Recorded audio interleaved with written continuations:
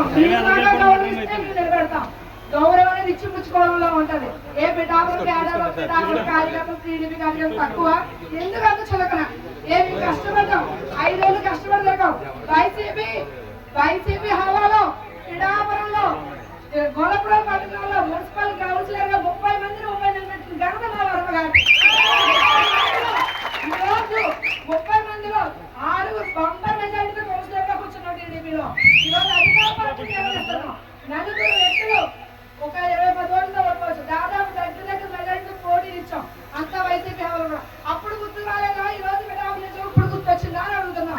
ఈ రోజు 30 మందిలో ఎందుకు పోటీ చేయాలని అడుగుతున్నాం. ఆ రోజు ఎంత ఆవేదన మాలో ఉంది. ఆవేదన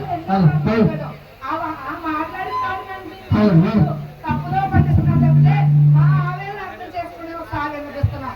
ఇంకా ముఖ్యంగా ఈ రోజు పిఠాపురంలో వర్మ వెళ్తే మేమంతా కూడా నిర్ణయించుకోబోతున్నాం. ఆయన ఏం తీసుకుంటే అదే నిర్ణయించుకోబోతున్నాం. వర్మ వెంటే మేమంతా, ఈరోజు వర్మ వెంటే మేమంతా, ఇంకో విషయం గుర్తించుకోవాలండి.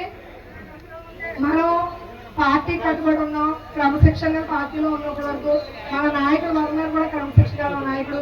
మన ఇక్కడ ఉన్న వచ్చేసిన వాళ్ళందరూ క్రమశిక్షణతో ఆయన వెన్నట్టే ఉండి ఆయన ఏదైతే నిర్ణయం తీసుకుంటారో ఆ నిర్ణయానికి మీరు అందరూ కూడా కట్టుబడి ఉండాలని కూడా నేను మనస్ఫూర్తిగా కోరుకుంటున్నాను.